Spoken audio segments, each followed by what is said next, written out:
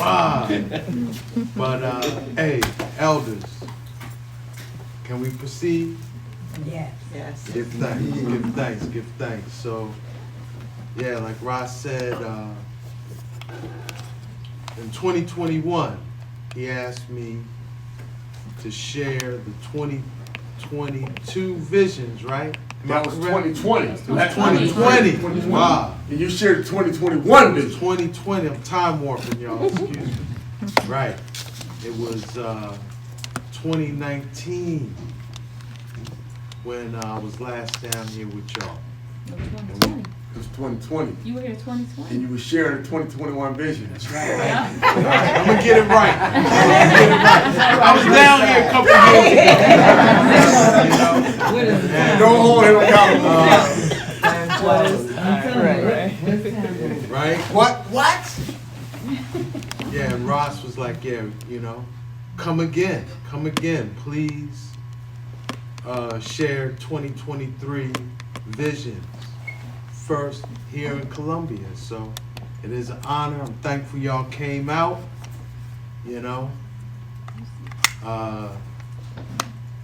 wow, these have been some years, 2020, 21, 22, these have been some years. And I really don't expect too much less from 23, So, what I'm saying, to be forearmed, to be forewarned is to be forearmed, And the thing about astrology doesn't compel our life, but it does impel. Meaning, if we don't consciously use our free will to create the reality we want, astrology may tell us what we might just fall in, what might just randomly happen if we're not conscious co-creators of our reality, right? So I avoid the term casting and forecasting, right? But these are visions. If we say, as above, so below, right? What's going on in the heavens is going to correspond with what may manifest here, right? This is the gift astrology gives us. It gives us an opportunity to reflect on how the folds and creases of time may be moving us through space, So this is gonna be an interesting year, and I have to kind of speak on why tonight, because this is one of the first times since I've been doing these reasonings that I would have to say the artificial manipulation of time may really have a big impact on how the year goes down, right? I'm out in Philly. I'm sure everyone has heard of the Philadelphia experiment, right? You might not have a fullness of it, but this is a good time to study it and learn about it, all right? And we are going to talk about it some. But just generally speaking, the Philadelphia experiment was like the Army's first successful attempt, the Navy specifically, yes, to manipulate the fabric of space-time, right? And we'll talk about why that's going to be relevant in 2023 and why we got to pay attention. But that plus another big shift that's occurring celestially, the planet Pluto, which those that are students of astrology, Pluto is the farthest out and the slowest moving planet, right? So when Pluto changes a sign, which occurs about every 17, 18 years, It's a slower cycle, right? Subtle but profound change occurs. So when I was just meditating on like what's 2023 looking like, it is going to be a pivotal year.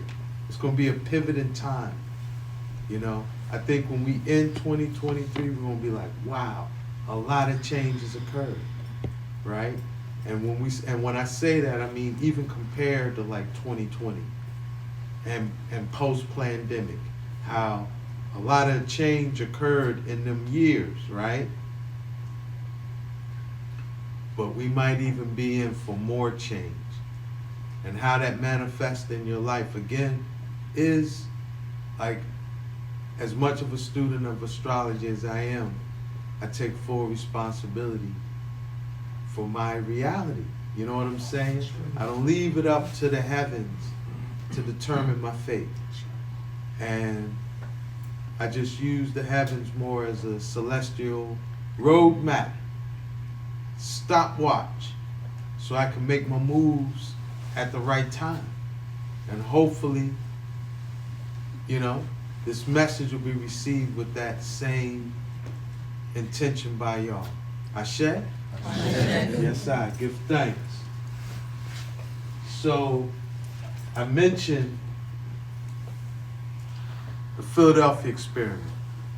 A lot of people are experiencing the Philadelphia experiment today as something they call the Mandela effect. All right? Where like they was on one timeline that they remembered, right? And then something changed. Who is not familiar with the so-called Mandela effect? Everybody's familiar with it, right?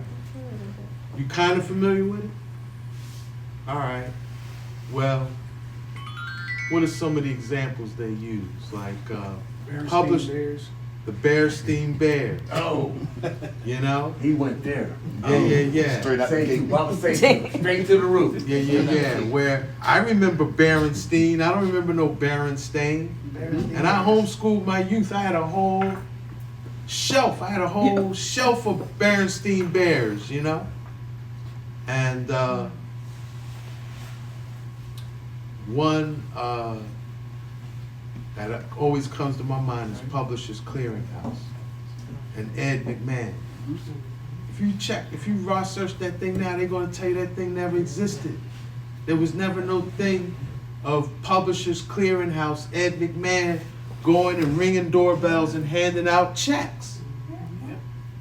You know? Yeah. They now, this timeline we're on now, they say that thing never happened. I heard the scene related to people passing, transitioning. They show you like some years ago somebody transitioning, come back and tell you they just transitioned. Well, that's the thing with Nelson Mandela. That's why they call it the Mandela effect. Because one of the first people that kind of was like, hold up, something Don't add up. something ain't adding up. She had remembered Nelson Mandela transitioning, but then she experienced his funeral a second time, right? But see, this is the problem with naming it Mandela effect.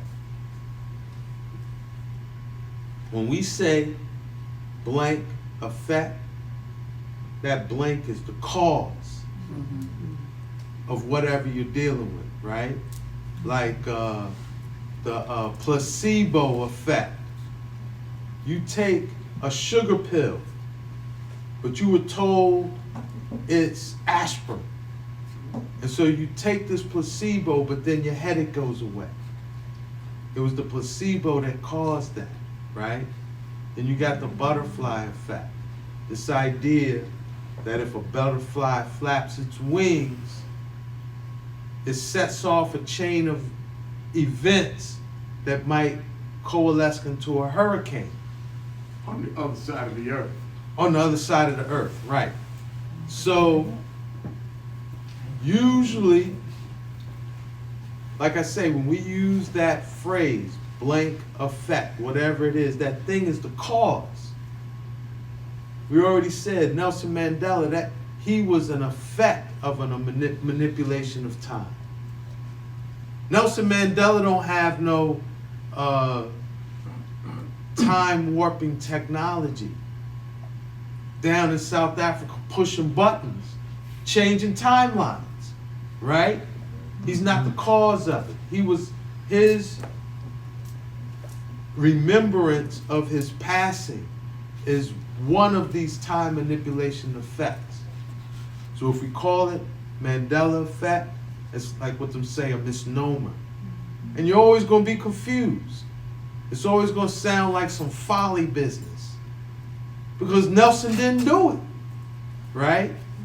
If you want to talk about this phenomena in a way that it's the name is clear, it's not a misnomer. So now we could maybe understand really what's going on. You have to call it the Philadelphia experiment effect, because it was these manipulations of timeline by the Navy that got us all like, what timeline are we on? Right? I heard Naeem earlier say time is relative. It really is. We all experience time different, right? But usually we all have an anchor on which I guess we would call it like our natal timeline, right? Where you got some memories from when, like your first memories, and that timeline leads you up to where we are in the present, right? So something has happened.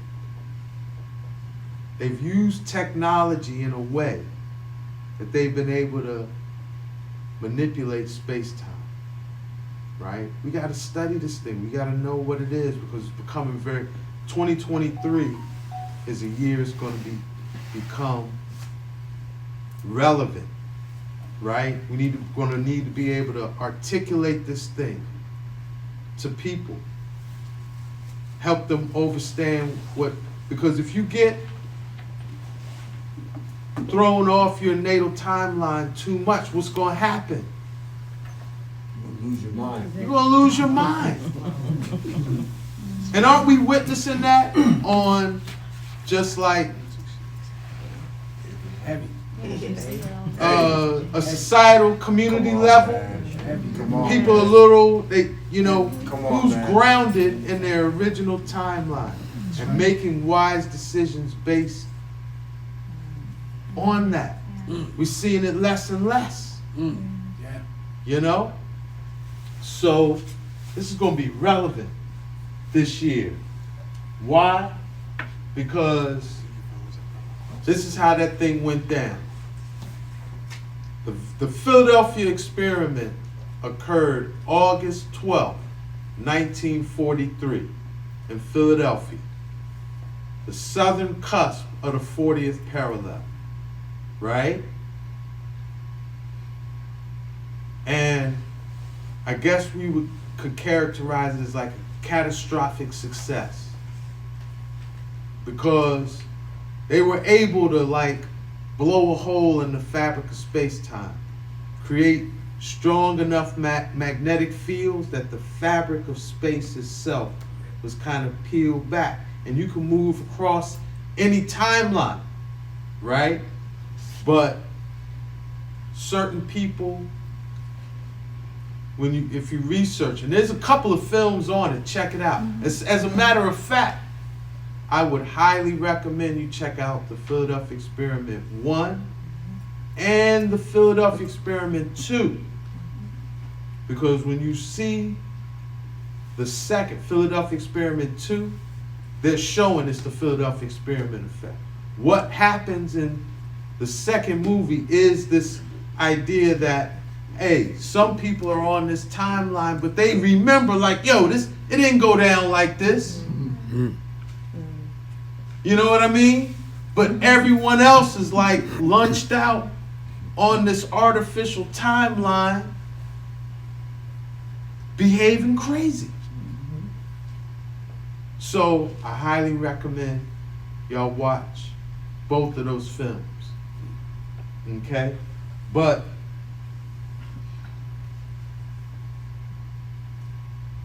like I say, it was a catastrophic success. They were like they did it, but certain people fell in the space-time hole, right? When the ship dematerialized and rematerialized, people got stuck in the ship, you know, because everything became energy. They, the ship, everything, because you know we all are molecules, right? Everything became an energetic field, but then when the ship came back, depending on where you were, your arm might be in the bulkhead of the ship now, right? But because they had this space-time is a, what do you say, like a self-contained system. You know, it's like a torus, a 3D circuit. And now they've been blown a big hole in this self-contained system. So everything was falling apart.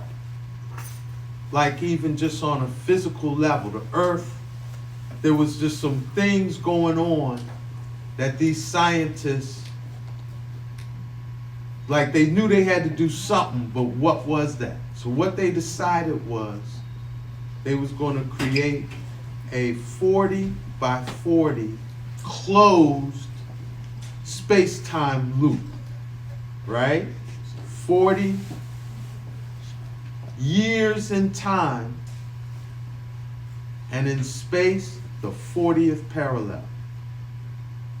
So they recreated the same experiment August 12th, 1983 in Montauk, New York. I've some people dropped on me this, now I haven't been able to really keep up with it, but my children have put me onto it. This show, Stranger Things. Stranger Things is supposed to be about Montauk, New York. All right? Where they recreated the Philadelphia experiment, right? Opened up another hole in the fabric of space-time, and then they connected the two to make it a closed loop. So they got this 40-year, from 43 to 83, right? So in time it's 40 years, and in space it's the 40th parallel. The Philadelphia experiment occurred right on the lower cusp of the 40th parallel, 39.9 degree, right? And Montauk is right north of the 40th parallel, right? The beginning of the 41st degree. And from this 40 by 40 hole in the fabric of space-time, this is what they've been manipulating. They've been, you know, like, let's say my brother right here, they find out my brother right here got the magic formula to dismantle Babylon, right? They find that out. What they want to do, they want to attempt to go back in time and take out his ancestor, right? So you're not even born, right? But then the problem becomes, you make one change that you calculate, right? There's always going to be a change you didn't calculate, right? And so this is all this, why we're experiencing this weird, like, what timeline are we on, right? But y'all, I'm sure a lot of y'all already are doing the mathematics to see why this is going to be relevant in 2023, because this thing is on a 40-year rhythm, right? And the last one was August 12th, 83, right? So August 12th, 2023, they're going to flip the switch again. This might, you know, they're going to flip that switch again. Okay? So there's going to be some manipulation of the fabric of space-time in 2023, right? To reaffirm that, this guy right here, Geordie Rose. Is anyone familiar with this character? This is the innovator of the D-Wave quantum computer. Okay, y'all are familiar with the quantum D-Wave computer, right? All right, you know it's next level computing, where quantum computing, they don't calculate an answer. It's like these quantum computers finds the timeline, finds the interdimensional reality where the answer exists, and then moves us into that reality. That's how this is called quantum entanglement, right? I'm not gonna get all deep in it. I'm gonna leave that for y'all to do, but I wanna share these predictions Geordie Rose made when he rolled out the quantum computer. So, and this is online. Y'all can check it, you know. This speech is online. You should check it out. You got to hear the fullness of what he's saying. But I'm going to just point out the first two predictions. He said, prediction 1, by 2018, NASA will find a planet approximately 40 light years from Earth using quantum computers. Okay? So like I say, they don't do no mathematics like binary computers that calculate. They find the reality where, yeah, we already knew there was this planet 40 light years away, and then we move on to that timeline. So this prediction has already been fulfilled. In 2017, and look at the mathematics, 222, how we in 2022, right?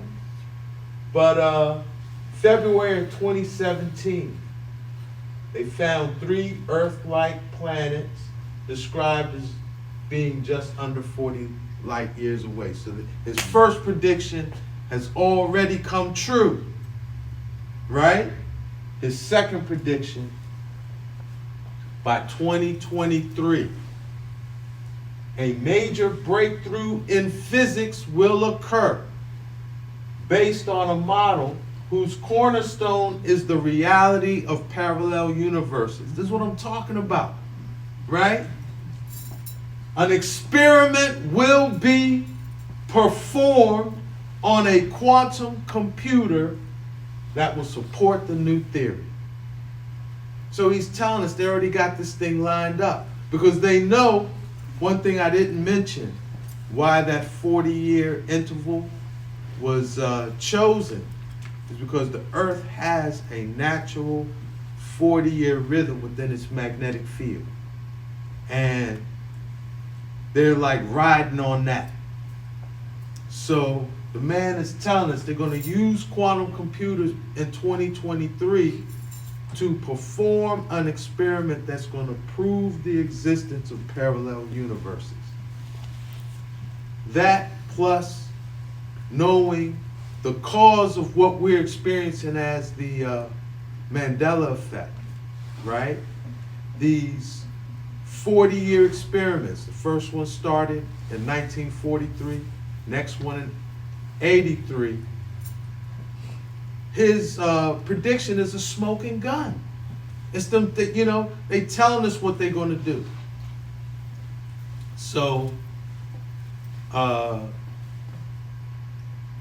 we want to stay grounded this year, right? Keep your pyrite on you.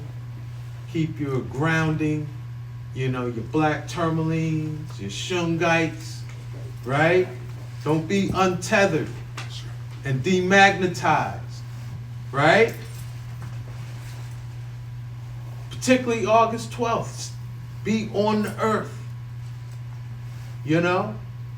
Like literally, like be sitting on the earth, be grounded.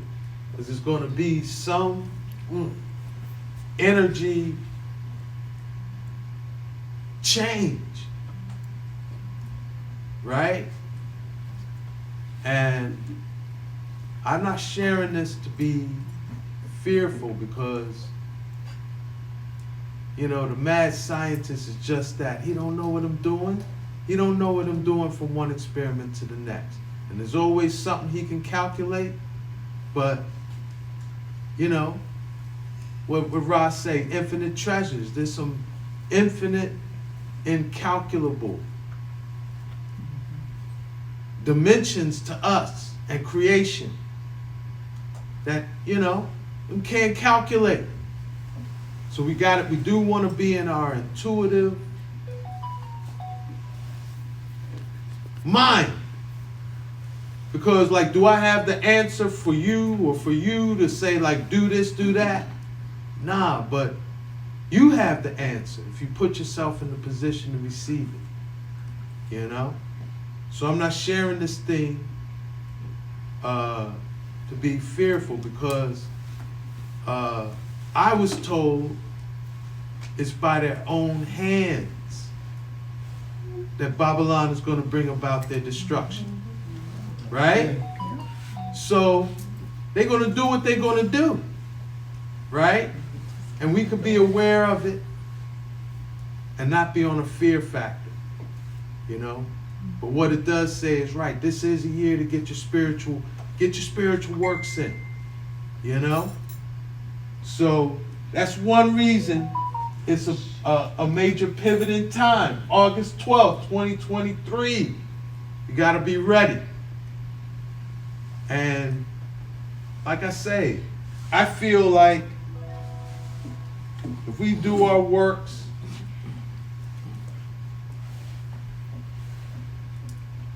within ourselves, for our families and our communities, yeah, we might witness something pretty amazing, right? They tinkering around and then bam, you know? Funny, that's a gateway day too, 8/12. Mm. That's the 11. Yes, I. So, before we get into Pluto shifting into Aquarius, I just want to review what we said about 2022. All right? I like to start the year, because like I say, that Philadelphia experiment thing, that's like an artificial manipulation. And artificial manipulation of time.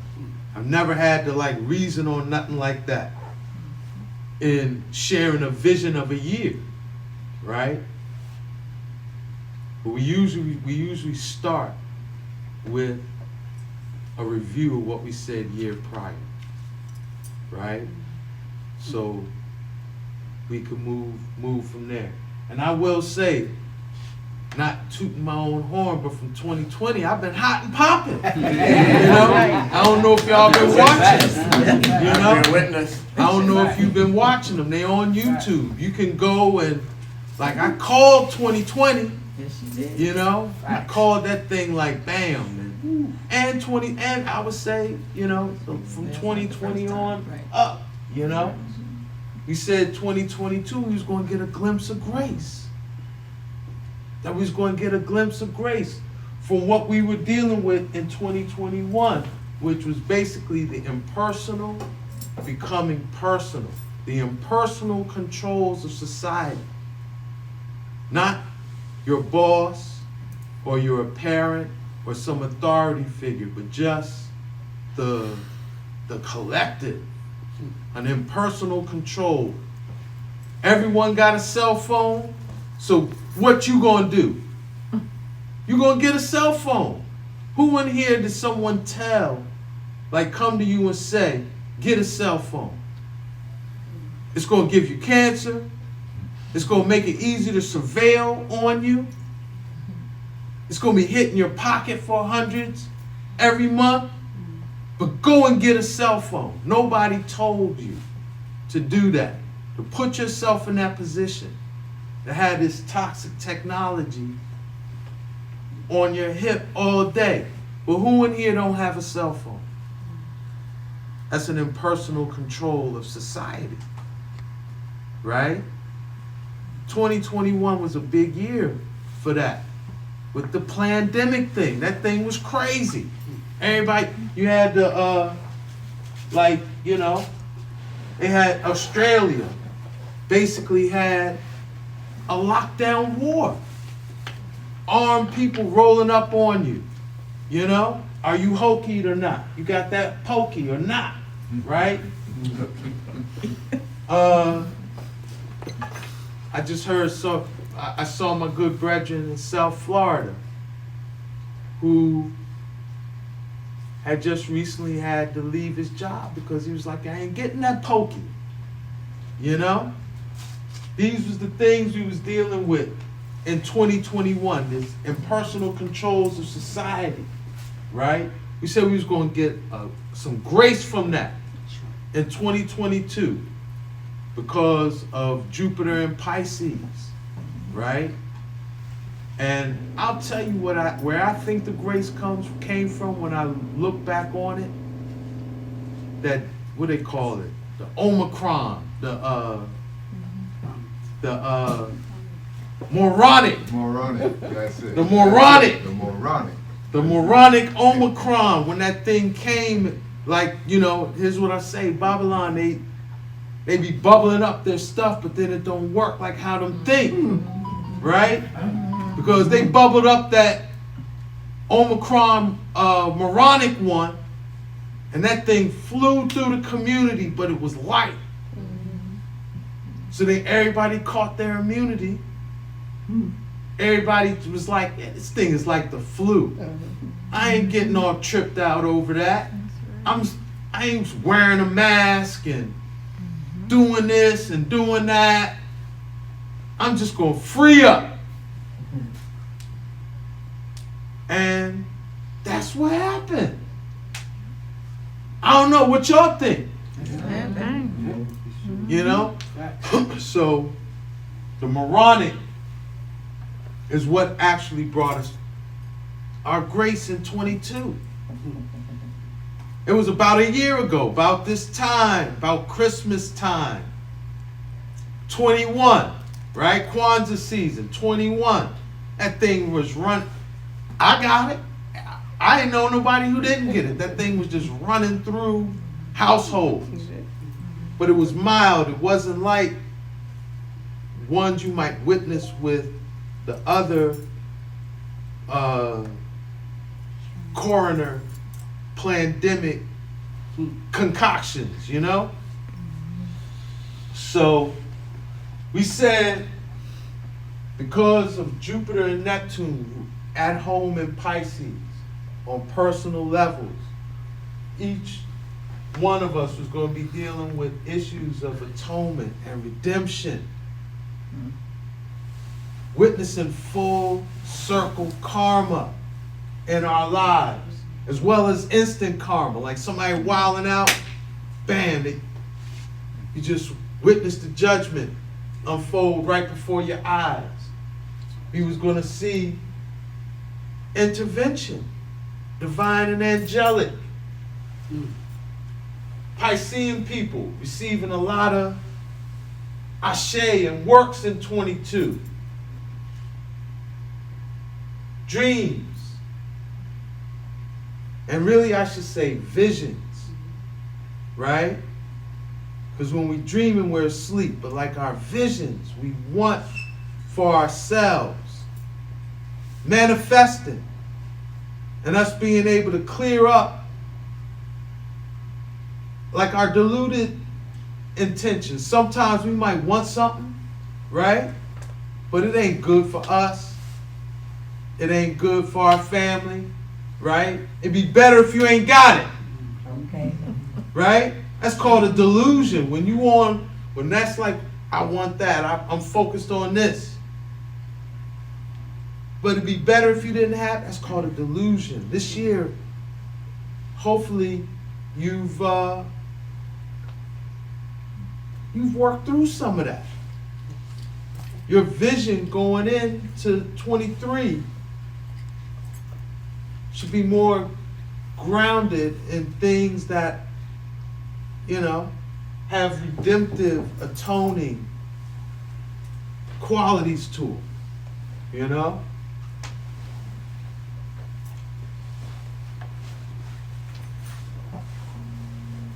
I will say there was a lot of spiritual warfare in 22, right? Why?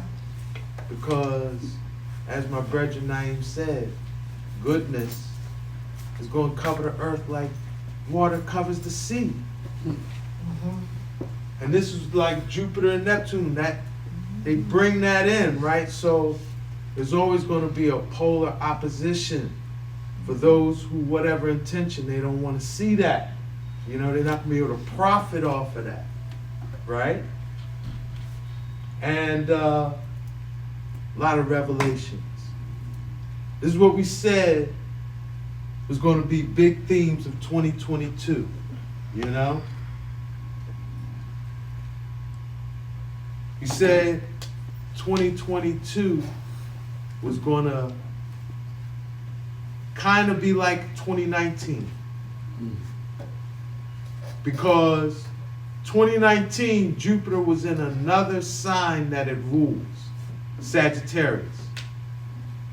And 2019 ended. If y'all were like me, I started 2020 full of optimism, That's right. with a lot of opportunities and open portals. Before the pandemic, That's right. before they jumped that off, right? We said 2022 was going to echo 2019 because Jupiter was in its ruling sign, right? But it was going to be on a real interesting timetable. That everything was really going to jump off early in the year. By May, you had like whatever spiritual works, spiritual visions, atoning, redemptive things you wanted to get it in, we had to get it in early. Because Jupiter was going to go retrograde. It was going to be a big deflation. When Jupiter goes retrograde, it's like you take the pen and pop the balloon. The party's over. You know? And what I see, what I call deflation, really manifested as that inflation. Like the because when there's inflation, the value of things, you know, our money don't go long, right? So, yeah, we said by May 10th you had to get it in. Get it in before May. And yeah, I know my reality deflated a lot this summer. You know, June, Jupiter went retrograde. Jupiter just went direct. What day? The 4th of November. And here we are. You know, it just went direct. And Jupiter is going to start the year at 1 degrees Aries. So we're going to talk about that, you know. Some other things we said to look for in 22. The moon was conjunct the galactic core. We said God and angelic influences from within ourselves may sway international relations. And we see that war has been popping, right? Threat of nuclear war. What's keeping them from escalating at things? The prayers of the people, the intentions of the people. So we got to keep our prayers up. We have to pay attention to world affairs. There's overtones of that coming up in 23. But 22, we was like, yo, you know, don't undervalue yourself. right? Our thoughts, our prayers, they do weigh in the balance. Okay? He said Mars in the 8th house in Sagittarius may impel international tension over resources. We know that Ukraine thing's all about oil, right? Shungite. And fanatical opinions will have influence on how resources are exchanged. And we see that happening. How the politics is getting radical, right? But ultimately, it's all about control of resources. If you go forward to 2020, one of the things we said was going to jump off April of 2020 was the global resource reset. We right in the middle of that thing. Okay, it's still jumping off. Where Pluto was at the beginning of 2022, corporations and oligarchs were going to be able to have more influence on our lives than our elected officials, than government. And we see that happening. You know, even with this thing with Kanye, right? Where, and Twitter and Elon Musk and all of these corporations putting their finger on certain ones. We're going to talk more about that because that's going to be a very relevant theme this year. What we would call, what my brethren Aki Becca termed, the relative persecution ratio.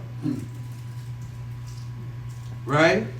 Where someone, let's say, you make your money with PayPal. Right? You got a small business, you're doing your thing, and you make your money with PayPal. Someone on PayPal can see your YouTube and be like, and they even made this policy and had to rescind it. But someone at PayPal could watch your YouTube and be like, I don't like this character.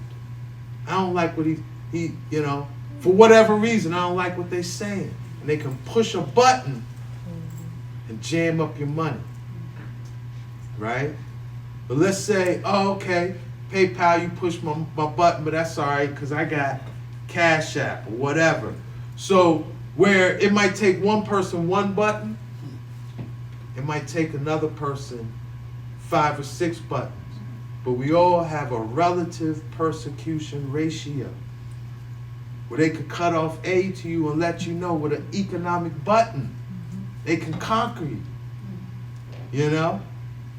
So the relevancy of that started in 22, but it's even going to grow as Pluto moves into Aquarius.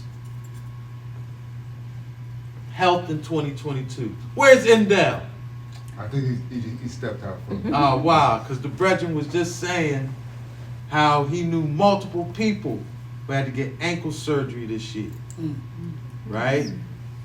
And he thought, he was like, you know, that's sus. How are these people all of a sudden getting ankle injuries? But we said, look, you had 3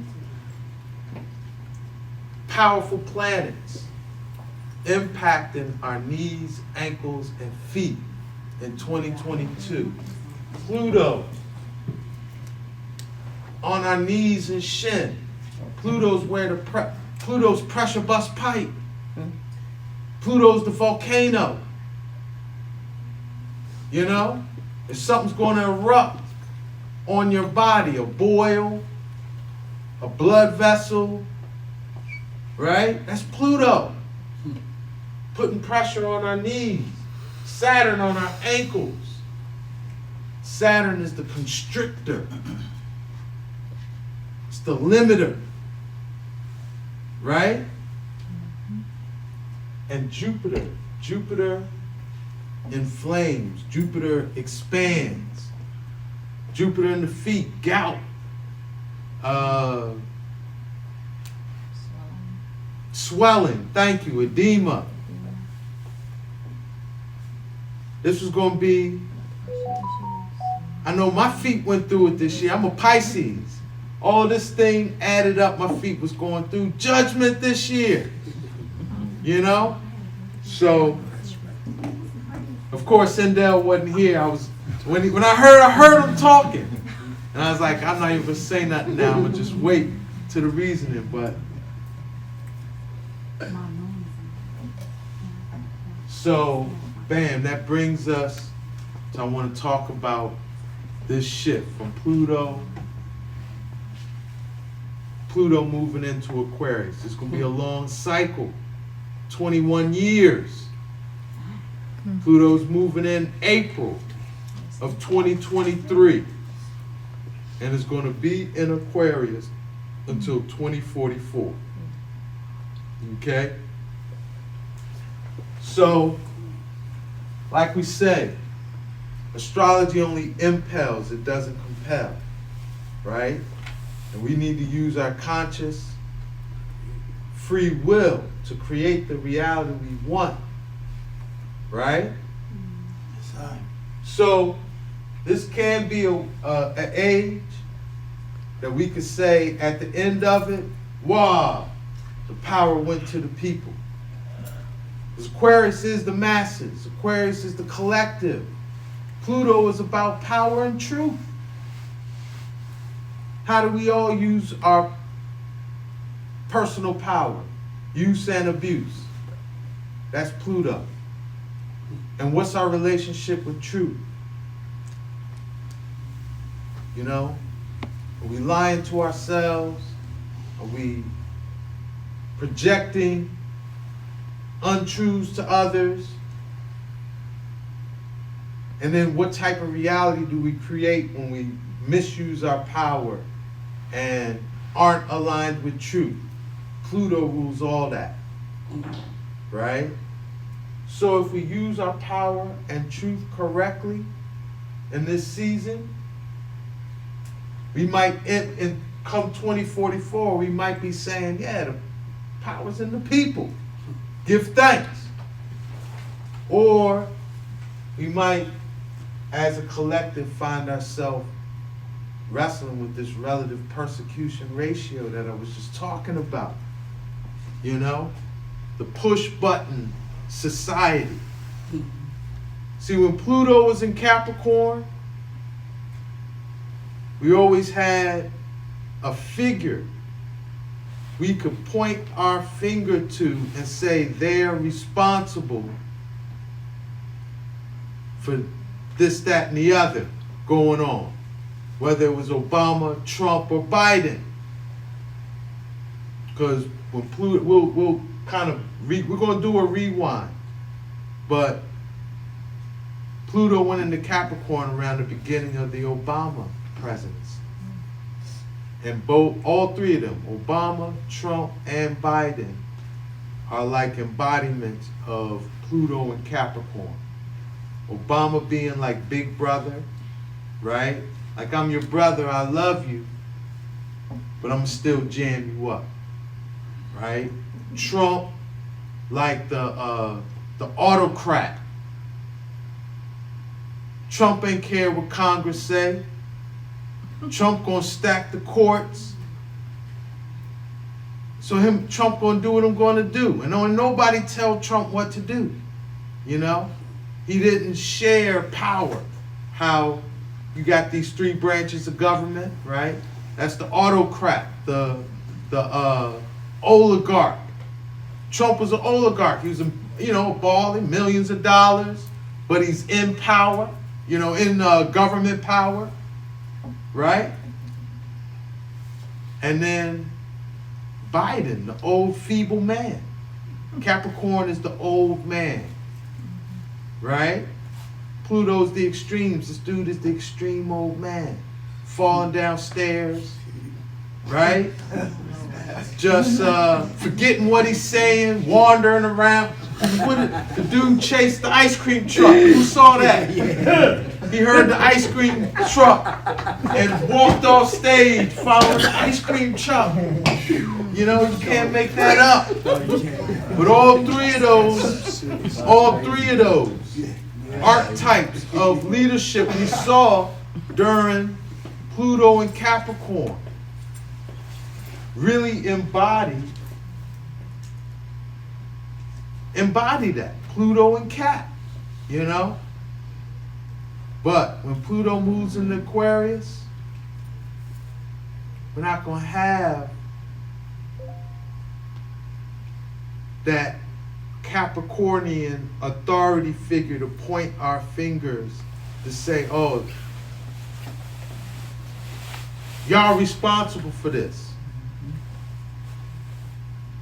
I think what it'll ultimately boil down to, as far as like our life in this upcoming cycle, is what is our relationship to corporations? Is PayPal going to jam you up? Is Twitter's canceled you?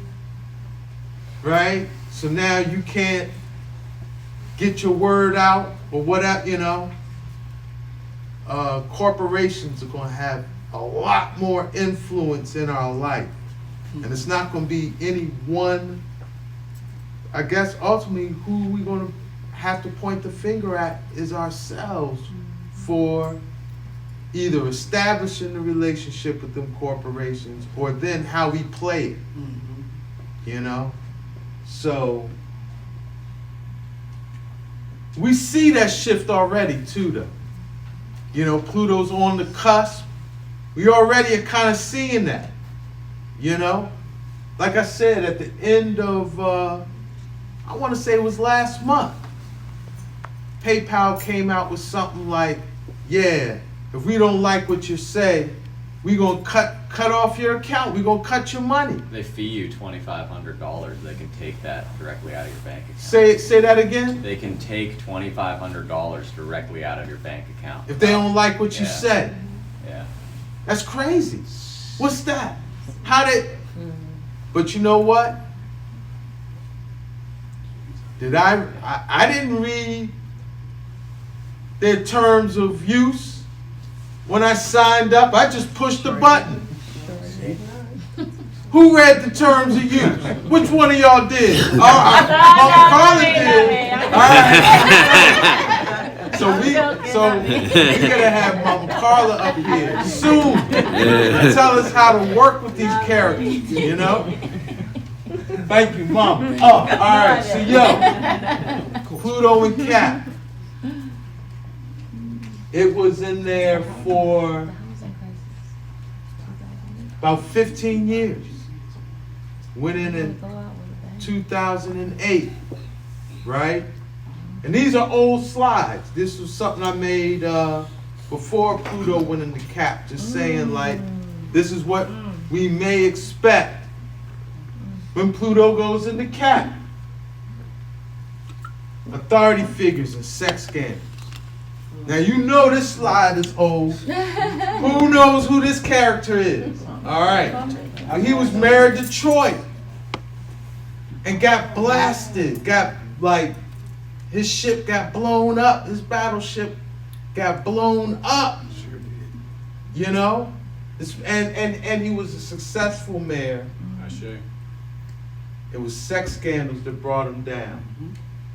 This character was Prime Minister in Italy. What was his name? Berlusconi. Berlusconi. Thank you. Same thing. Got blown up, right? I'm sure y'all know about Vatigate. Okay? We can't even get into that tonight, but that's why Pope Benedict had to resign. Why we got Pope Francis in there now, right? Sex scandal in the Vatican. And this series right here, this film series, the girl who played with fire, the European versions, not the American. Don't watch the Hollywood version. Don't watch the Follywood version. But the 3 original ones set in Europe, they dropped the tapes on this whole pedophilia thing, how deep the roots run. how institutionalized and such a part of the fabric of social services and elite life, right? All that came out when Pluto was in Cap in sports. When Pluto was in Sagittarius, which was prior to 2008, athletes was just wilding out. It was getting locked up, punching women. Just athletes were just out of control. He said when Pluto moves into Cap, there's going to be a shift. It's going to be less, because Sag rules the athlete. Capricorn rules the coach. Capricorn rules the team owners. That all the drama was going to shift to the coaches and to the owners, right? Who knows this character? Andy Reid. This is Andy Reid in Philadelphia. He had to leave Philly because he had two sons who worked as coaching staff. And the first day of training camp, like in 2009 or 2010, his son OD'd on heroin, right, like first day of training camp. And of course, that just set a crazy ass tone for their year. And after that, Andy was asked to leave. He goes to Kansas City. What happened last year? What happened? 2 years ago, No, Super they won the Bowl Super Bowl. champions. His son was in a car accident. Thank you. That's what I was looking for. Who said that? Yannick. Yeah. 2 years ago in Kansas City, his other son got drunk driving, and ran over a child, killed him. Right? Right. Head coach. No, the owner of Miami Dolphins got caught out there in a massage parlor, getting the happy ending, and Babylon ran up on him, right? It was just a shift away from, those just a couple examples off my head, but there was a shift from, Boston Celtics coach got let go. That's right.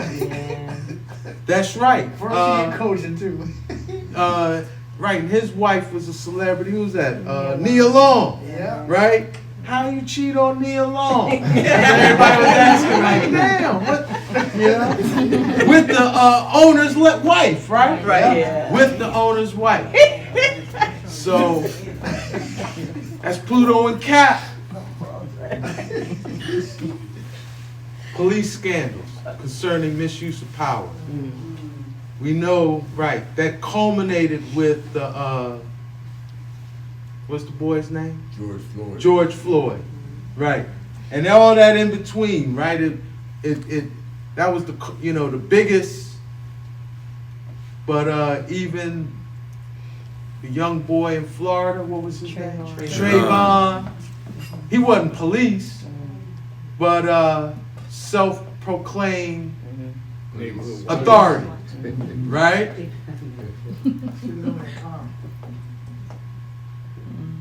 That's what caught my attention. The numbers like police cars. 2211, Check that. We talked about this a little already, that we see the corporatization of government. That which is basically what we would call fascism. Yep.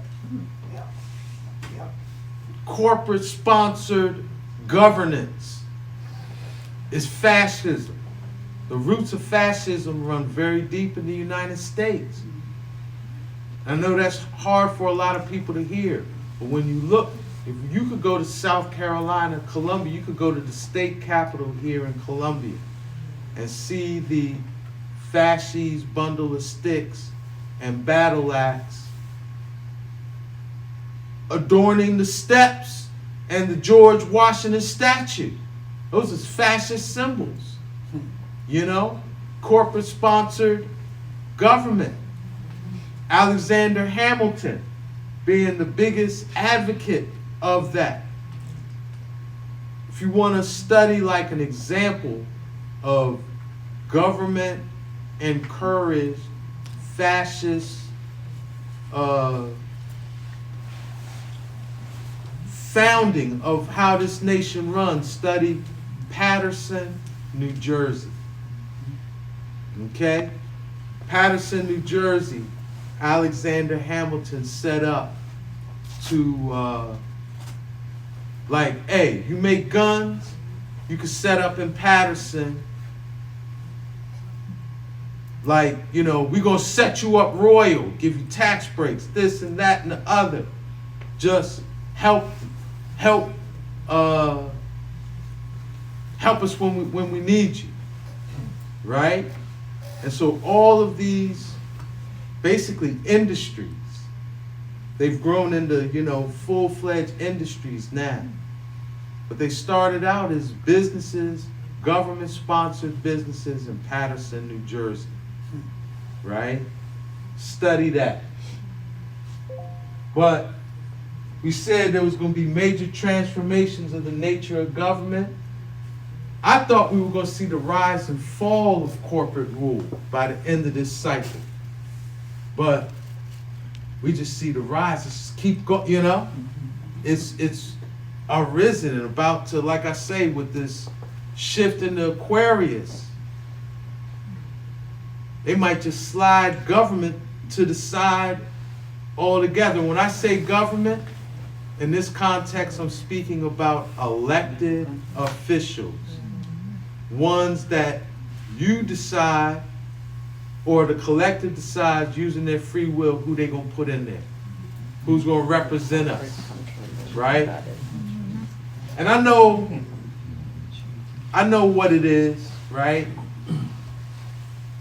But I hope y'all understand what I'm saying, you know? Some of us, and I will say this, right? Right now we take kind of government for granted. It don't matter who's in office, right? And on levels that's very real. I'm right there with you, right? But by 2044, I don't know, we might look back on government like, damn, that was the good old days. Who knows? So, this is something else that we got. I'll say this thing didn't manifest like I expected, but I think this Ukraine war might be a part of it, where contrived food shortages, contrived resource shortages, right? Such as food and fuel. We already see it with the fuel, right? How, you know, the war started and suddenly there was a shortage. But I see Ukraine is considered a breadbasket for the world, particularly Asia and Africa. And all I keep hearing, there ain't gonna be enough food. There ain't gonna be enough food if the war continues, right? But yeah, actual or manipulated shortages. Because, well, I think y'all got it. All Hey, right? Bridget, you know some of the things that you can't find in the store you can get online? Yeah. That didn't mean just, you know, highlighting the fact that they're running games. Yes. You know what I'm saying? All right, some of these manifestations. Here was another coach, Joe Paterno, the most winningest coach in college football history. University of Pennsylvania, Penn State. And Sandusky and them little kids in the shower on Joe Paterno's watch. So he got booted. Lance Armstrong, the biggest, most accomplished cyclist, his scene got popped. right? Because Capricorn is the best. Those on top, the man in their field, right? We already mentioned the Vatican scandals, the whole corporatization of food, and them GMO in the food, right?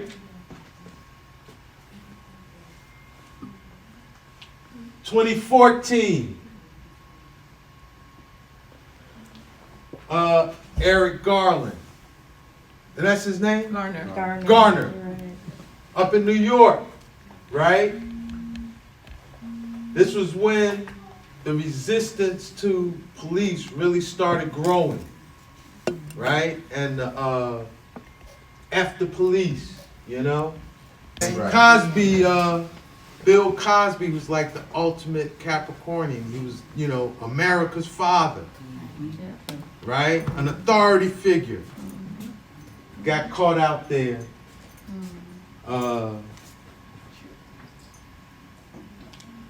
Doing his thing, right? Or his thing caught up with him. Didn't it? His thing caught up with him, right? You had Porngate, which, you know, became Pizzagate, and this whole pedophilia thing becoming something that people taking serious and realizing it's real. Police riots in 2015 in Baltimore, corporate scandals, Volkswagen was just faking moves on their emissions for decades, saying their cars had a certain fuel efficiency and air quality, EPA management, and it was all false, right? And then, but what happened? Slap on the wrist, because why Pluto and Capricorn? They run teams, right? This was cast of characters caught up in the Pizzagate thing by 2017, and the Weinstein effect jumped off that year, right? Where Weinstein got popped. So it was almost like everyone was getting popped, you know? Having your hands in the cookie jar, right? And this was a Pennsylvania local, but we had state Congress people and Attorney General of the state got locked up. They went to jail. They didn't just get, you know, like, oh, you out of office. You know, they went to jail. And of course, the rise of Trump.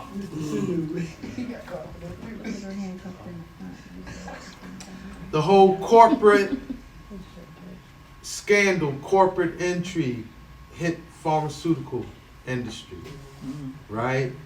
And the real gateway drug was revealed.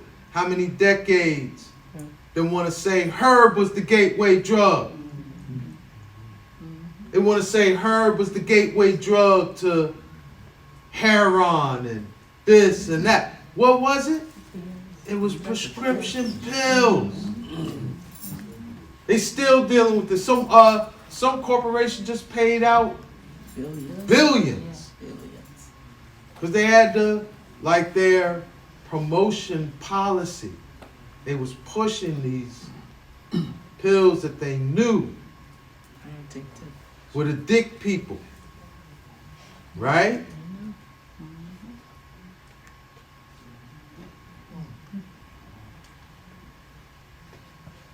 (2021), that was a big thing, but also too, just the plant, you know, and that thing was, in my opinion, like Pfizer, who sponsored the pandemic. They learned their lesson. You know what I'm saying? Wasted. So this is that Pluto and Capricorn, the pandemic survival, right? And now we're moving in. So I guess on one level we could say give thanks, right? Pluto was not easy in Capricorn, right? And like I said, the power is there if we play it right. if we play it right, we might be saying power to the people. Sure. Power was to the people in 2044, right? Yeah. Let's hope we're saying power to the people, right? Some of the ways this thing might manifest: Aquarius rules labor unions and unionizing, coming together to speak as one voice, right? We've been, as Pluto's been on the cusp, we've been seeing this, they call it the Great Resignation, right? So many people are quitting. Now workers got more leverage. It's a workers' market right now, right? You could call your labor. You could call your salary. You could demand certain perks just because of where the labor market is. But that thing might even evolve to labor unions. I should have said labor unions re-empowered. Because labor unions used to have a little juice prior to Reagan. If y'all remember, Reagan came in, destroyed the air traffic control union. And the way he did it shook up labor relations and caused a lot of other labor unions to either collapse or get disempowered, right? So now, this is what they call y'all? What is South Carolina? Aren't y'all, what they call it? Right to work. Right to work. What is that? Right, it don't work. Yeah, the right to work means, that means, that's the law, that's some word flip, they flipping it. Like you got a right, but what it means is they set it up for you not to join the union. Long and the short. They made it like the union's a problem. Right? And I know, look, unions have their corruption. Unions have their, like they not the total solution. But I'm sure if we were to study history, when unions were strong, people were living better. Like my 50-something years on the planet, that's what I've observed. The idea of collective bargaining, even if it's not an official labor union, one's being able to come together on a community level, societal level, and say, hey, this is what we want, right? Actual revolutions. Aquarius is ruled by Uranus. So we might see, we say overthrows of government, changes of power, not through election or protocol process, right? The whole idea of hierarchical governance, where there's a big man on top talking to, telling everybody below what to do, it might be a leveling. So it's not like someone isn't saying what should be done, but it might be a peer-to-peer thing. Okay? So, I would say this is a good time to get involved in local politics. Maybe not national, but if you leverage yourself so that you're a voice in your community, as Pluto moves into Aquarius, you might be thankful. I would never think me myself want to be in that arena. But some conscious-minded ones in the community, particularly ones with integrity and innocence of intention, if they make the moves, we got to support them. So we have a voice.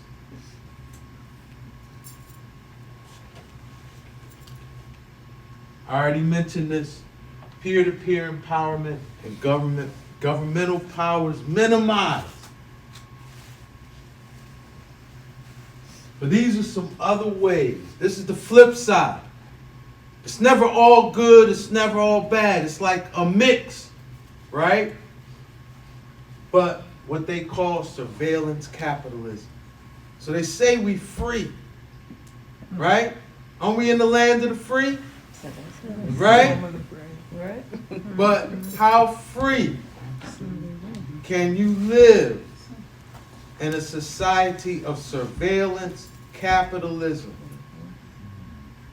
where there's no more cash, so every transaction you make can be accounted for by someone else?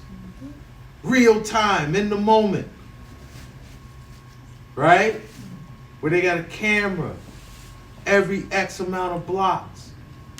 Where you got this thing on you. With all these apps you ain't read the terms of use to. And they asked you for access to your mic and your camera. And for you to use that app, you just said yes. Right?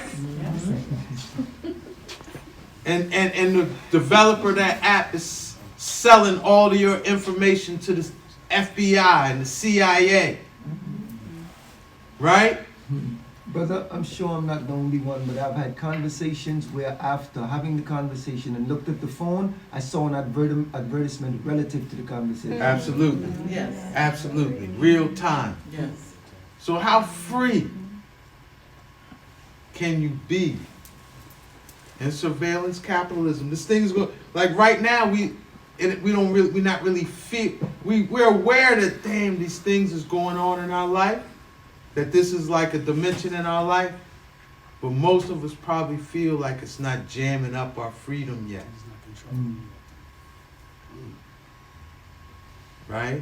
This is the possible flip side. Right along with that is this blockchain token economics. To me, the name says it all. I don't want to be chained to no block. Right? And I know a lot of people advocate that currency, the Bitcoin, and all them cryptocurrencies. Thank you. I'm going to avoid it to the very last minute. They're crumbling. I'm going to avoid it to the very last minute, to the last second. I'm going to avoid it. You know? Because ultimately, how it's been explained to me, the ultimate issue with it is that it's programmable money. So if they're like, I don't like you, brethren. You be talking too much. You influencing the youth in ways we not feeling. We just gotta limit you. They could program your money so you can only spend it in one neighborhood. Or program your money so you can't get no transportation. Uber ain't gonna work for you. Except out of us, like, your Uber driver might say something like, yeah, your money's no good outside of Colombia. Right? Someone will be, again, going back to what we say, this relative persecution ratio, where someone could sit in their office, or it might even be AI. It might not even be a person, right?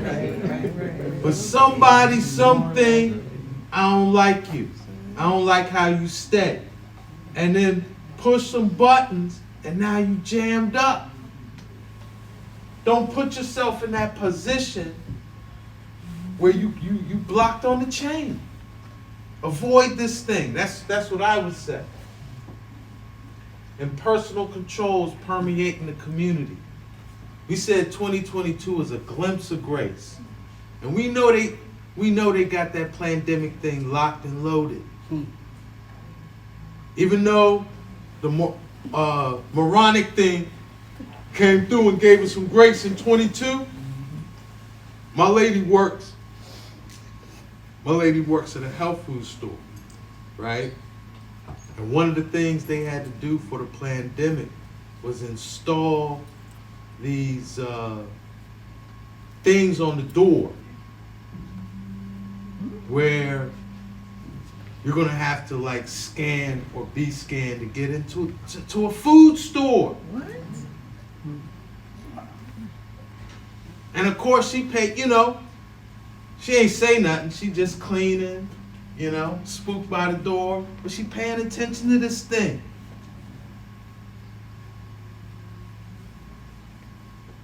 So right, if we on that blockchain and they put this, they got the pandemic resurrected, they come out with whatever's after moronic, right? And because that was the pretext for them installing this technology. Right? Robot policing. I'm not down with the defund the police thing. If you ask me. Okay? Who's ultimately behind that agenda? The robot maker. The robot builder. The drone builder. And because the one thing about police, it is local control. It's not, you know, federal police ain't running things. It's like people in your community, people in your neighborhood. I know there's problems with police. I'm not minimizing or overlooking the problems, right? I'm just saying the solution that people are throwing out there, there might be an agenda attached to it, right? And that agenda might not be in our best interest. They'll make sure it go from bad to worse, so they can step in and save the day again. Exactly. And they told us this a long time ago. When did they tell us this? Who uses the language of film and knows RoboCop? Yeah. RoboCop. Detroit was off the chain. And some corporation was like, we want to create a obedient robot. Right? Right.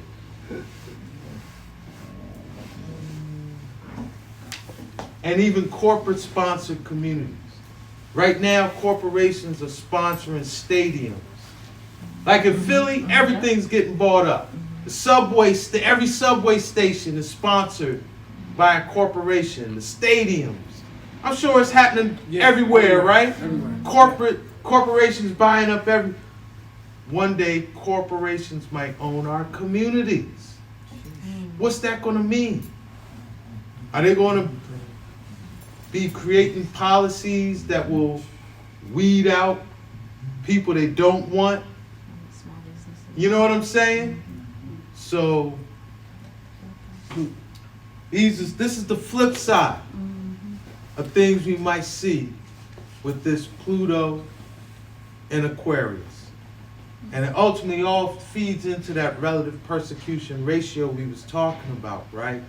And again, the big difference from Pluto and Aquarius with Pluto and Cap. When Pluto was in Cap, there was someone we could point to and say, you are responsible, you know? You signed this bill, or you did this and that, I can hold you accountable. When Pluto's in Cap, it might be harder to say who's accountable other than ourselves, you know? So it's going to be a deep scenario to be in. All right. Y'all with me? Yeah.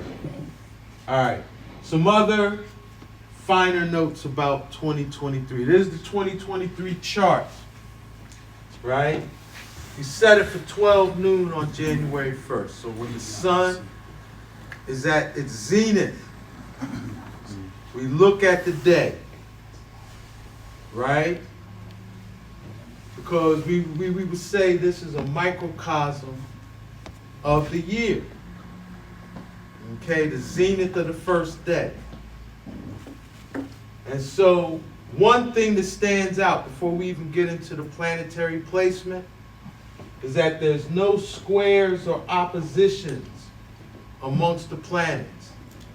Last year we had that, which I think was 2019 maybe.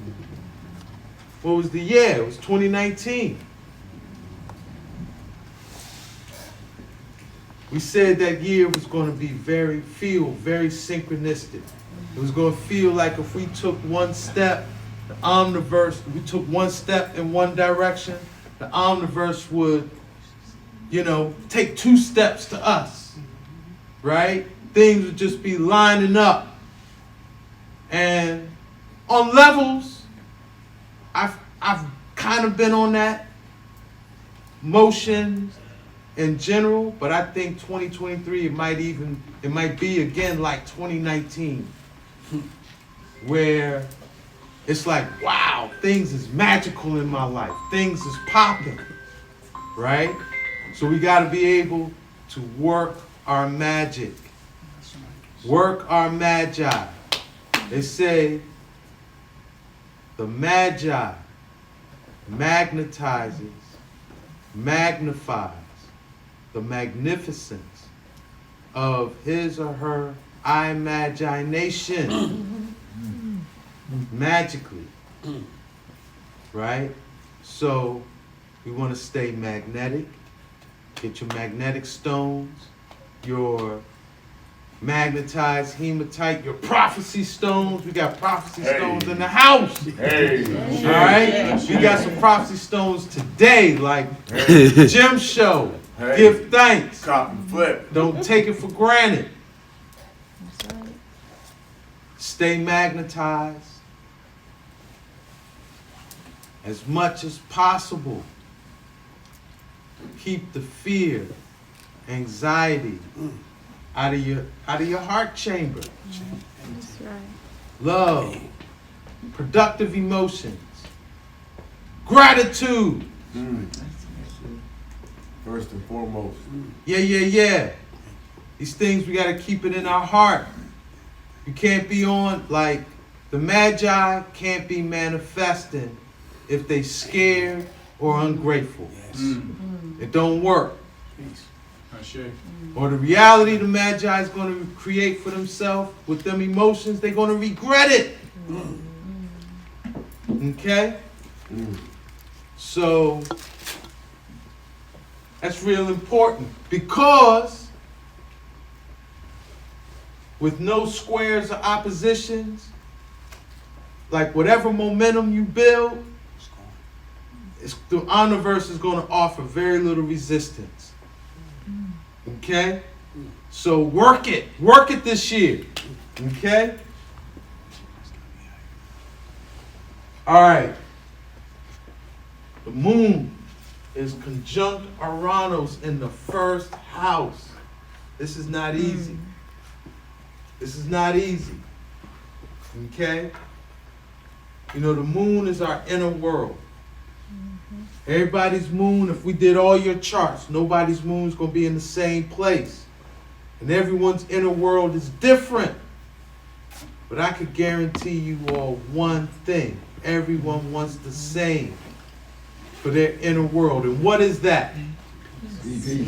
We want inner peace in our inner world. Y'all astrologers, you know what Uranus brings? What does Uranus bring? Change. Sudden change. Sudden change, chaos, the unexpected. Imagine if we knew what every day would bring. If every moment, what it would bring. Why live life? So we need random chaos as a part of life. But that's not easy. Right? We feel more secure when we can plan and have a vision that, day to day we build on.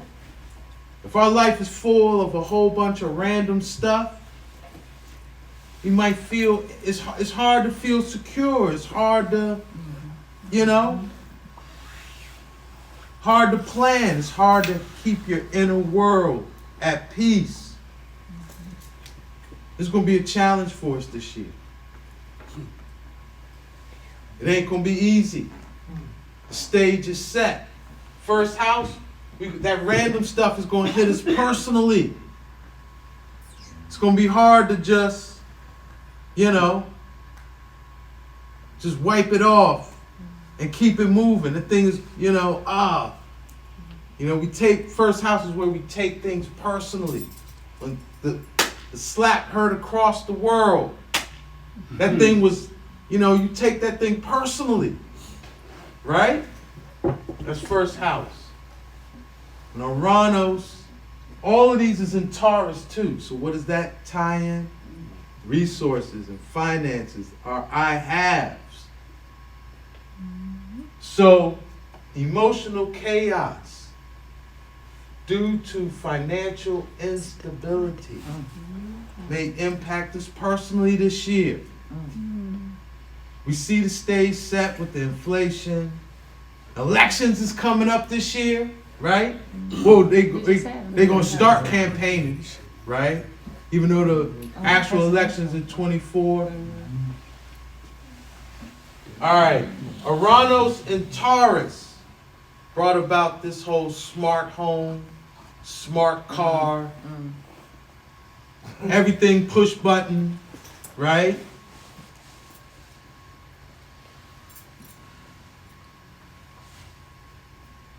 And it's becoming like our lifestyle now. Everything push button. This may impact us. First house is our sense of identity. If you in here and you culturally aware, something is active with your first house. First house is everything we say I am to. Right? So if you say I am conscious, I'm indigenous, I'm, you know, whatever you say I am and identify with, that's your first house. Right? This technology might impact how we see ourselves and how we identify ourselves this year. I'd say minimize that smart technology. They might throw something out on that social media. We already see it on social media, right? Social media impacting how people see themselves and identify, right? But they might come out with some newer shit, you know, this year that really gets people tripped out, feeling a void inside, feeling empty, no sense of self, right? So we gotta watch that. Uranus brings our aha moments, our eureka moments, right? You at home cleaning the dishes, and then you get a sudden vision. You get the $1 million vision. Right? That's Uranus. And the moon has a lot of influence on what we call that intuition, that inner knowing. When you feel something in your gut. Right? So, keep something with you to capture your downloads. 'Cause that's the thing with a eureka moment, with an aha moment. If you don't, right, let's say I'm at home washing dishes and I get that $1 million vision, but I don't stop right then and there, dry my hands and record it on my phone or journal it, right? Wifey sweating me, so I just want to get the dishes done so I don't have to hear her mouth, right? I finished the dishes. Damn, I forgot that. Damn. It, you know. So, if you journal, keep a little journal with you. If you make all your moves with this thing, put a voice record, have your voice recorder. Catch these aha moments, these eureka moments, right? But what's the thing about inspired thought? They don't belong to you. Anybody can get an inspired thought. Well, everybody gets inspired thought. What's the difference? What makes the difference? Action. You gotta say it louder, brother. Action. You gotta act on it. If you get you get that eureka moment, you get that aha moment, and you ground it, act on it. Make some moves. Thank you. All right. Mars is in Gemini in the second house. This is the classic placement for I got my mind on my money and my money on my mind. Okay. Okay? Mars, second house is the house of money. Mars is where we put our action. Mars is like what we doing right here, right now. Right? What's got our focus? What's got our drive? What's got our ambition? But the reality is, though, is Mars is detriment in the second house. Mars rules the 8th house. Venus rules the second house. It's usually better when our values guide our money matters. Venus in our life is like, if we were to ask ourselves, what's really important? What's the most important thing in my life?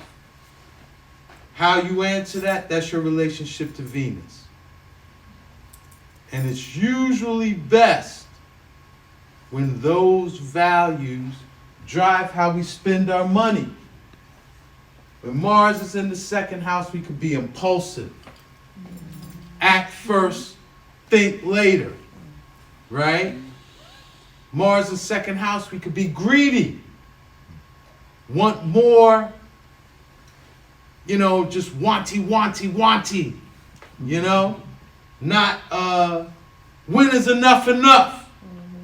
When Mars is in the second house, that's hard. It's hard to say, my cup is full. So, and Mars is in Gemini. Not easy. And it's retrograde too, right? It is. Thank you for pointing that out. And Uranus is retrograde. Both of these are. Right? Thank you because I wanted to mention that with Uranus. So, it might be good to have someone that you can reflect money decisions, right? And I would say, don't, what they call that, spend, like when you see something, you just impulsive spending. Avoid, like right, someone heard your conversation, they put the ad on your phone, and before you even think that thing through, you pushing the button. No! Alright?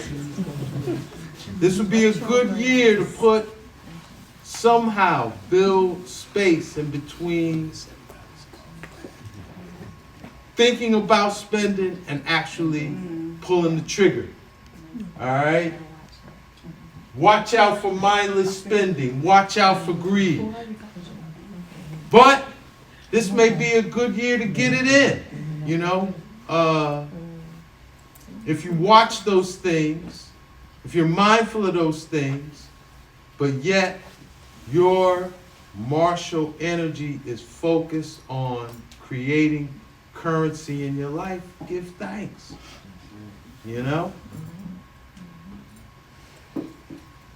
Saturn in Aquarius in 11th house.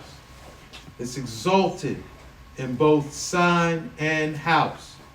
So that means Saturn is going to be a prominent energy this year.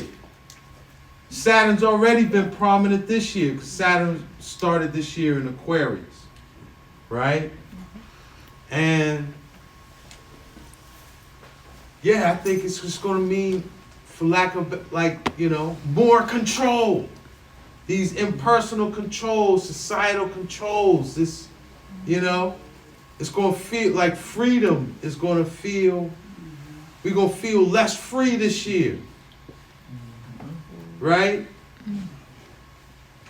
And again, that's why I'm thinking community level engagement is very important. Don't worry about the federal, but what's going on in your community? Who are the decision makers that are deciding what the police do? One thing I've heard in South Florida and here, like even the brother, give thanks for House of Hathor, but the mayor, I hope I'm speaking correct, the mayor and city officials, when this brother moved into this beautiful space we in, they came here and did a ribbon cutting. That says the local elected officials value this brother's presence, right? This is the level we should be engaging in our community, because if it's someone we don't have no relationship with, it could have been the exact opposite. It could have been like, what? Right. They expanded? Nah, we gotta shut that down. You know what I'm saying? So, I think that'll be the best way to navigate the Saturn in Aquarius, 11th house. Both Neptune and Jupiter are going to be in the 12th house. Give thanks. Even though Jupiter will not be in Pisces anymore. This right here, when Jupiter's in the 12th house, like on a natal chart, you really can't get no better than that. That's like, you're Israel. You're how everybody want to act like they God's chosen. Right? Right? We the one. We the one. Right? I would say astrologically, this is what says, yeah, you that one. You that one. That brethren there, I'm asleep right now, but you heard them prayers he chanted, right? Why? Because this man's Jupiter's in his 12th house. So for Jupiter to open the year in the 12th house, we might get grace from the omniverse. The will of the Most High is not for us to suffer, right? Angels do dwell amongst men. There might be grace, providence coming to us from ways we ain't really expect, So I've been told, don't count on your grace, right? Don't count on it. Like, move like you don't have no grace. But if you moving and some grace come your way, what? Give thanks. And this might be a year where that plays itself out. Okay? But we got Neptune and Pisces in the 12th house. It's been there. It's been in the 12th house for a couple of years. But I didn't block this sound for a couple of years. Star Nation's intervention. But I think this might be the year. And the reason why is not so much what's going on celestially, but like if you study that thing they call, what do they call that thing? Disclosure. where there was a woman, damn, her name is escaping me. But it's all on you can check out The Heavens Are Open. And I even think I did a Star Nations update where we build on this. This woman dropped the tape. She studied with the founder of rocketry in the United States. Lady with the white hair. Yes. I want to say her last name might be Rose. But no, that's Jordy Rose. I'm sorry. Just, but the long and the short of it, she ran down what we would call the false flag alien invasion. She said there was going to be a number of like false enemies presented to us to make us, through our own free will, say, yeah, we need to weaponize. That the first false enemy was going to be the Soviet Union, right? Then the enemy after that was going to be terrorists. Then the enemy after that was going to be rogue nations. Then the enemy after that was going to be asteroids that are in Earth's potential orbit. So if we've been paying attention, we know the Soviet Union, terrorists, the rogue nations, they already ran them. Right? What happened a couple of weeks ago? They shot an asteroid. Yeah. They shot an asteroid. They sent a satellite up with the intention of an experiment to try to knock the asteroid off its trajectory. Camera footage and To test out if the technology for deflecting satellites from hitting the Earth will work. It was a big news event, right? And she said after that, she said shortly after the asteroid enemy, they was going to run the false flag alien invasions, right? But it's also my understanding they were going to run the false flag alien invasion because the real Star Nations was coming. And they wanted to confuse us.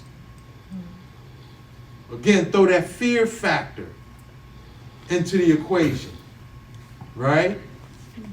So, it'll be interesting to see in 2023 how that thing plays out.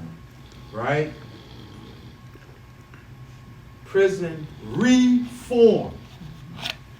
When we hear prison reform, we think, oh, that's a good thing. They're letting cats out of prison and getting rid of the prison industrial complex. Wrong. It's turned into community-based prison where the community is the prison. Right? That's playing out in a lot of ways. Schools becoming prison. They want to weaponize teachers, have staff in there with guns, right? There's a whole lot of stuff going on in the schools. But it's reforming prison, making the community prison. Neptune in 12th house is a big part of all of that, right? Something else I've been observing with Neptune in Pisces, the psychonauts, this is y'all age. One's into mushrooms and, like I'm going deeper than Herb. It's bigger than Herb now, See, I'm smoking a J, like, what? Get that out of here, I want 5 grams, and that's the thing, they're not even dealing a gram. They're going in. Kalindi vibes. Yeah. Kalindi I'm vibes. seeing that. I'm just like, this thing is getting big, right?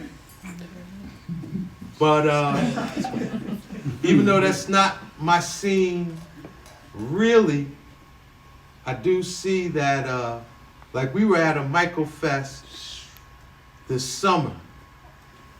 And one thing I would say, because it was all nation, races, and tongues there. That's right. But most people you encountered, they was on a singularity consciousness. I could tell they had done that psychonautic work on themselves. Most people you encountered, they were highly evolved. They ain't thinking polarity.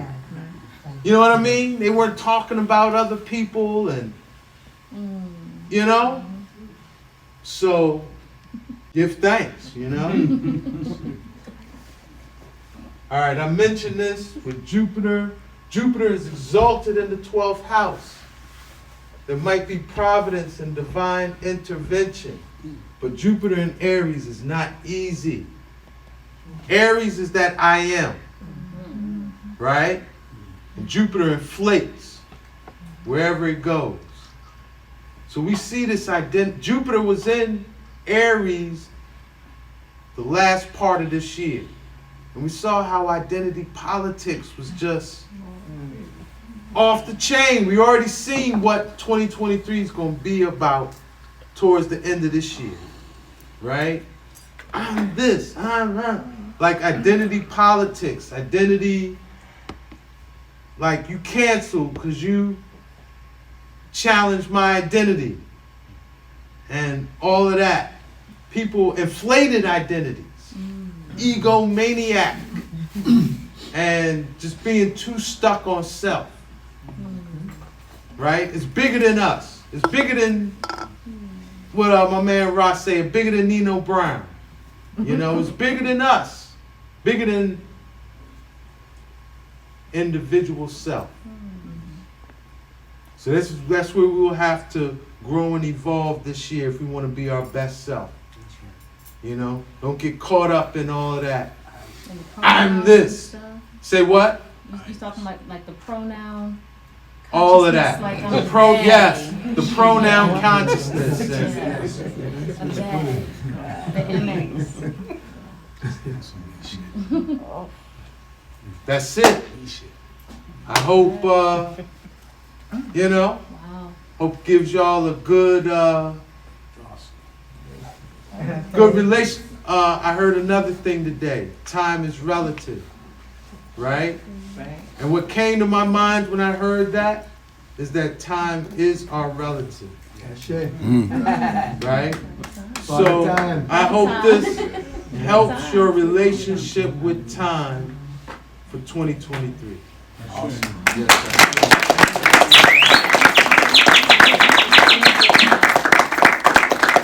Yes, sir. We can do some questions. What time is it? Real quick. 9:36. 9:36. So we got 15 minutes of questions. All right. Can we get the light, good brother?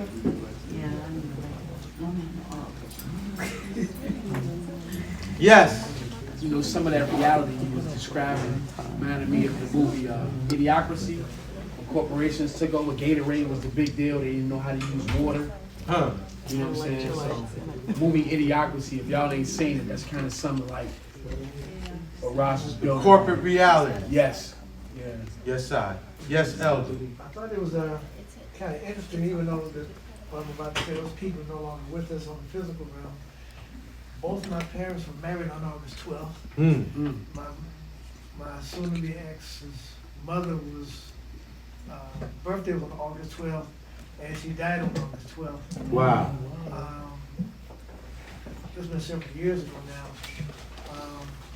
And my parents' wedding anniversary is on August 12th. Wow. So it's like, okay, what's up with that? That's a sync Number date one, for you. The new year also raised, when I was looking at one of the charts that you were saying about relative peace on January 1st, that's the last day of Kwanzaa, but there's a concept of Kwanzaa that a lot of people have forgotten or didn't pay attention to. It's called Siku Ya Tamuli Mm. that Karenga talked about. Siku Ya Tamuli means a day of meditation. Mm. And that stuck out for me when I saw that chart. You're supposed to be quiet. Mm. Facts. Give thanks. Yes, sister. A couple days ago, like I had, some of you said, Kanye is a really good example. Arrogance has become synonymous to being woke. Mm. All he does is consider himself someone who knows everything. I know black people. I know that we can do this because of this. But in all honesty, those who really know something at all, we know nothing. There is no knowing everything because everything is everything. Without knowing the frequencies, you can't know, trees, grass, dirt. You can't know yourself because your chakras are frequencies. Everything is built off of that. But coming into 2023 and hearing about, like wars and stuff, even celestially, NASA is messing with frequencies. A couple years ago, there was a shift like within realms, and the shift that you've been saying, like, kind of shifting us back. It was really thin, and kind of in the timeline of 2019 to 2023, like, so much happened that we've never experienced before. We had never seen anything like the pandemic. Never seen anything. Our generation never seen world wars. Newest generation never seen all that. All of a sudden, we became history. Yes. Give thanks. Yes, brother. When you spoke about the 2023, the 2044, I think you're onto something. When you said, who are we going to blame? Because I do see, just in my observations, especially if we look at algorithms, I think that's where we have to really pay attention to as well. Because that's dictating, how things are going to play out as well. So that's who, now are we going to blame algorithms? You're right. That's what I'm. Because them algorithms is having a big impact on our life. Right? But who's responsible for that? We are, because we decided, I decided to get this phone. I decided to get a YouTube channel, and so I'm dependent on the algorithm now. Yeah. Will this presentation be on YouTube? Yep. Sure. John Willen, yeah. My good brothers from Pittsburgh recorded it, but I am gonna repeat this in Philly near the solstice. Okay. And I might even add a little more, if I get more inspiration in between that time. So if this one doesn't get on YouTube, Okay. the solstice one, or maybe both, Mm-hmm. that'll be a good look. All right. Yes, sister. Are there any other astrology systems that you find relevant? Like, the Mayans go off the 13th system, or do you find any of that to be significant? Yeah, or I relevant? studied the Mayan count of days. I feel it's like, how the microscope is. A microscope will have 3 different lenses. Depending on what you're looking at, you can flip that lens and get a clearer perspective. It's the same with different systems of astronomy.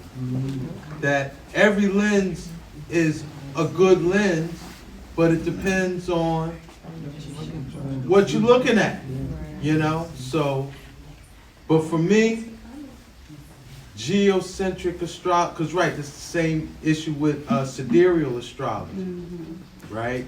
For me, the lens that works best is geocentered tropical astrology.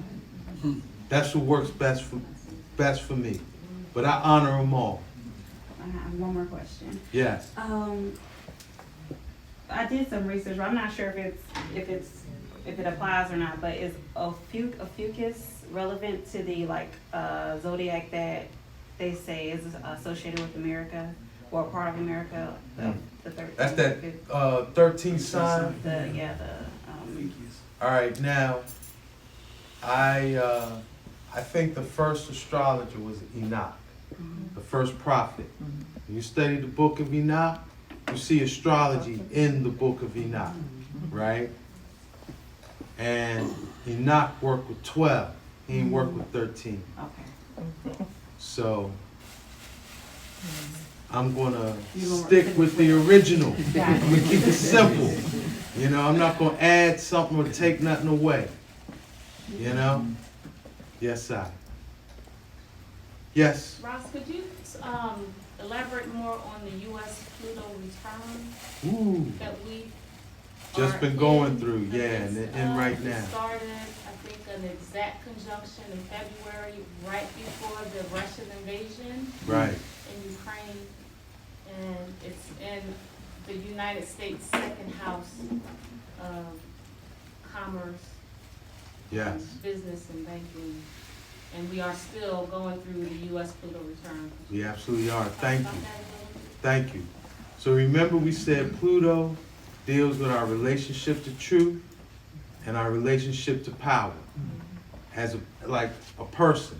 Have I been using my power to hurt other people, to bully other people? That's called abuse of power, right? And what's my relationship with truth? Am I lying to myself? Am I like saying one thing to myself, right? But my actions aren't matching up to this truth untruth I'm telling myself, right? The U.S. has had to deal with all of that with its Pluto return, you know? And the U.S. tells itself, I'm the champion of freedom in the world. But there's more people incarcerated here than anywhere else. Right? And I'm going to tell you a big way that thing manifests. Recent was the Brittany Griner thing. How dare this nation stand up and tell another nation, free somebody on some herb. I'm sure everyone in here, either directly or they got a family member, they got jammed up over some herb. Am I right? So how can that's how Pluto throws the truth back on you, right? And so you saw, because Biden, this character, wrote the crime bill. Yep. Back in the day. Sponsored the crime bill that wreaked havoc on our communities. And Kamala Harris Yes, he was. went from a state politician to a national politician as a senator by locking people up on weed in Cali. In Cali. Right? So this is how Pluto worked. These are the characters that are in charge talking about free Brittany. All she had was a vape cartridge. Like, come on. You know? The truth, their relationship with truth, what they tell themselves, what they project out there versus what it really is, that thing slapped them in the face. So I think it was a week or two ago, they didn't switch up the laws, but they said, all federal herb users, anyone jammed up federally by herb, we're going to throw your cases out. They had to. Is that before election? How far back? I think it's, right with those midterms. Right, because that's when the truth was really going to hurt them. You know, you talk a good game, but yeah, that was not a good look. You know what I mean? That's how Pluto return. That's an example of how the Pluto return hit the nation, right? How race relations got super relevant, you know, like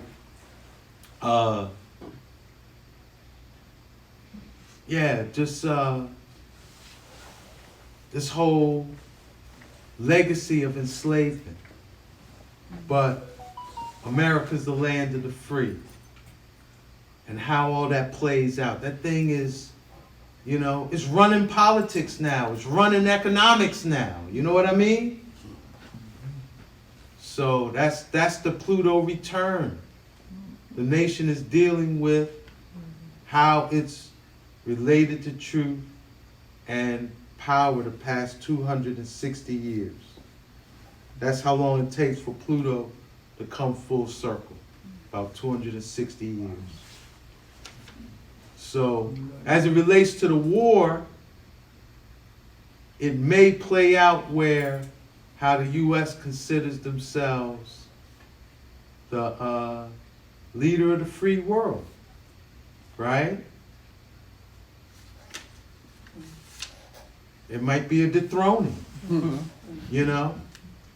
Yeah. That's very possible, you know? Yes, I. What's our time, y'all? 9:49. One more. We're gonna seal it up with one question. Anybody got a next question? How do you come about an astrological determination for entities, for places? I know with people specifically have... Excellent question. Yeah. Well, we have a birthday, right, where we incarnate. Cities incorporate. States incorporate. Nations have declarations of independence and constitutions drafted. So the U.S. birth date usually is assigned July 4th, 1776.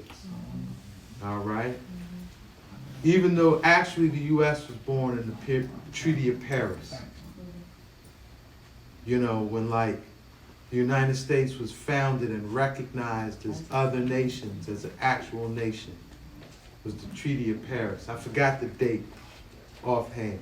But usually when people make a chart for the U.S., it'll be July 4th, 1776, Declaration of Independence, right? Cities, you have to research their incorporation date. Incorporation and incarnation almost mean the same thing. Coming into a body. A corporation is a body without a soul that is able to do business. That's Black Law's Dictionary, right? And when you incarnate, you take your first breath in flesh, carn, like carnage. You know, that's coming in the flesh, incarnate, incorporate, embodying, right? So that's an excellent question though. And that branch of astrology is called mundane astrology. And cornerstones. When you find a building got a cornerstone with a date on it, right? That's the incorporation of that building,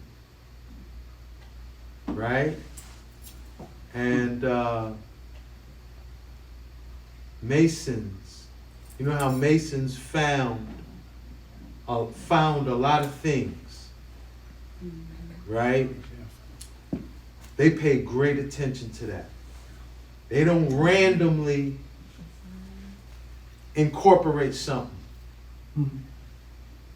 They, you know, they're specific. They have their astrological input. Yeah, man, they study this thing. They don't take it for granted. You know? They make sure that the time that they incorporate is aligned with the intention they plan with that thing. You know? So Miami, y'all are a Leo city. You were incorporated August 28th. Philadelphia is a Scorpio city. Was Columbia.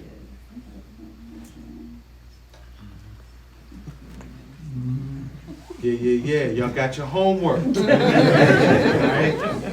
Yeah. Chicago. And you got your homework. Pittsburgh, April 22nd, tours. All right, thank you. Thank you. My man did his homework. We was in Pittsburgh in April 22nd. April. Yeah, that's right. The day of the decoding we did in Pittsburgh was on Pittsburgh's birthday. Yes. That's how. When is it, April 22nd? April 22nd. Yeah, that's how Yeah. aligned that was, you know, yeah. Yes, Okay, yes. what's the year? I think it was 1892, I don't remember the year. 92 to 97, something like that. Yes, yes. Something around something in there. It was late, yeah. It was that late. All right, y'all. Thank y'all. Yes, We're gonna honor give thanks for the house and echo. You wanna say some words? 'Cause I know you're new here. Giving thanks to Ross Ben.